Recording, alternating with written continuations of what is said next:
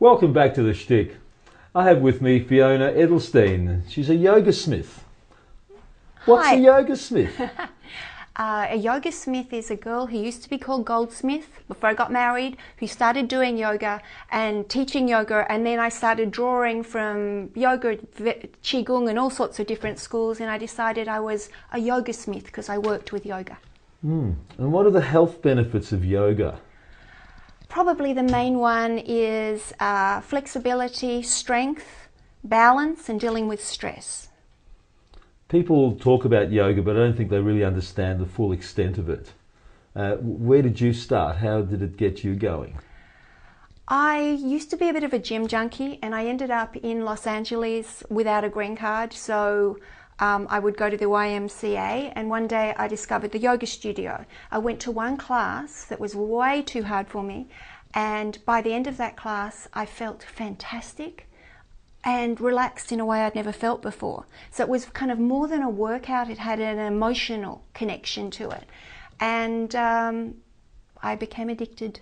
I loved it. I started doing it every day. I have for the last 20 years. And did you study it anywhere? Yeah, I worked at I worked and then trained at a school called Yoga Works in Los Angeles, California. It was their first school. They're now all over the world. It was an extraordinary school with some of the top teachers in the world today, all working there at the time. So I was very lucky. And you have all kinds of methods that you use, and you also have all kinds of people that you train. Tell me about the different kinds of people that you have. God, I work with grade 1, 2 and 3 I've worked with. I work with people with Parkinson's and people with certain disabilities. I work with pregnant women. I work with housewives at 9:15. I have full classes of women that drop their kids off and then they come and deal with the stress. I work corporately. All sorts of people, all sorts of different shapes and sizes, but I specialise in beginners. I really like the beginner body, the people that found it difficult, that aren't necessarily as coordinated, or I was very tight, so I feel I'm teaching me, the person I used to be. So it's really all about stretching and being more flexible in the core. It's about feeling your whole body. It's about learning how to use that body and then taking that body and expanding it and letting go. Not unlike you see your dogs and cats and they'd never dream of getting up without having a full stretch before they take off and do things. Well, yoga is like that. It's just that we don't do it enough, so we have to make a class for ourselves to make sure we do it. And you do yoga every day yourself? I teach every day. You teach every day, so you actually day. participate in the class yourself? I have very visual students, so I find that if I stop, a lot of them stop. So I got to do it. So you actually take the class at the front and show them, because they're beginners essentially. Yeah, and you have to, as a teacher, you have to teach on different levels. Some people are more audio, so you have to describe it in a way that they can understand, and for other people, every so often they need to be touched, and others want to monkey see, follow you. So for all the different people, you have to find these different ways of communicating to them and take responsibility. If they don't get it, you're not teaching them right. So it has physical benefits as well as emotional and mental?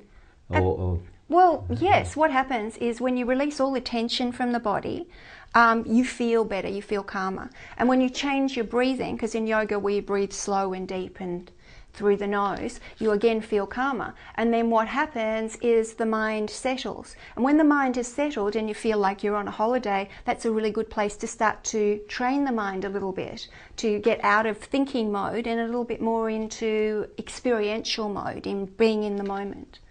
And that's what mindfulness is?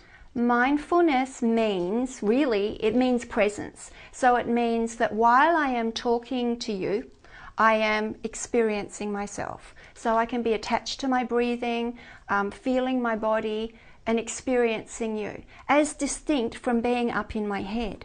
So if I was in my thinking process, I would be in the past all the time or the future all the time. And neither of those places are here with you. So mindfulness is a way, in action or in meditation, of being present. And it just means attaching yourself to something physical and concrete. I love the word centeredness. It is a good word, isn't it? Isn't it? I just love that, because that gives you a balance, because you're there and you're integrated with yourself and your surroundings. And I think that's one of the great benefits of yoga, don't you think? Absolutely.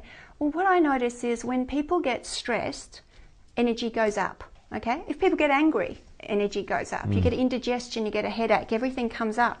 You're not feeling your feet, you're not in your body. So when you want to calm down, you've got to take yourself down. And you mentally, feel your feet, feel your body. You can do it sitting. Yeah. But it's a very effective way to take people into action to teach them these things. And you were telling me before about in India people were more on the floor, and that's why they're more flexible. Did you study Moshe Feldenkrais? I did a little bit. I did a personal study. I was given a book at one stage called Awareness Through Movement, which is one of his books. That's right. And what I started to do was spend a lot of time on the floor teaching myself, and then I started experimenting with my classes. And so I don't teach in a traditional Feldenkrais manner because I learnt from a book, but I integrated it with what I do, and it still works. So it's about releasing the body and letting go of uncomfortable habits and finding perfect, comfortable, strong alignment. And then you walked around in the world with it. And what about your peace workshops? My peace workshops are my favourite thing in the world.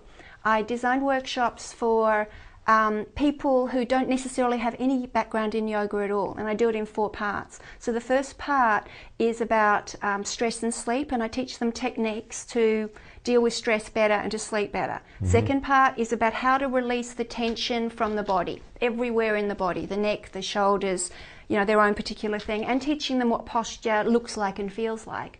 The third part is breath and meditation, and I don't expect them to do lotus and sit there and not think.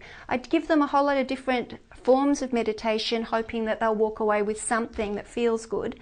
And the fourth part is called Happy for Absolutely No Reason. So it's yoga and attitude. That's my life. Yeah. I don't know why I'm so happy, but it's really great to get that feeling. And I'm not good in the mornings, but as the day goes on, I always feel happier and happier as I go along. And I think yoga is one of those things that I think everybody should do. It's so important to realise the benefits of it for every part, for the whole.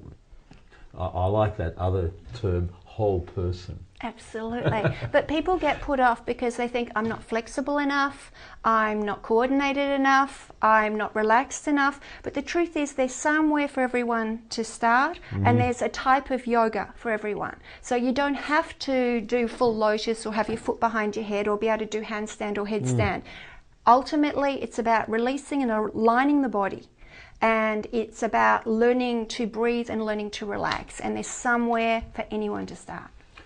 Well, Flavors of Yoga is the name of your workshop, is it? It's my studio's Flavors of Yoga, yeah. And I've been there. It's a beautiful place, and the website's coming up now. And it's been such a pleasure to have you on the SHTICK, Fiona. Thank you so much for having me, Henry. Great. And we'll be back after the break.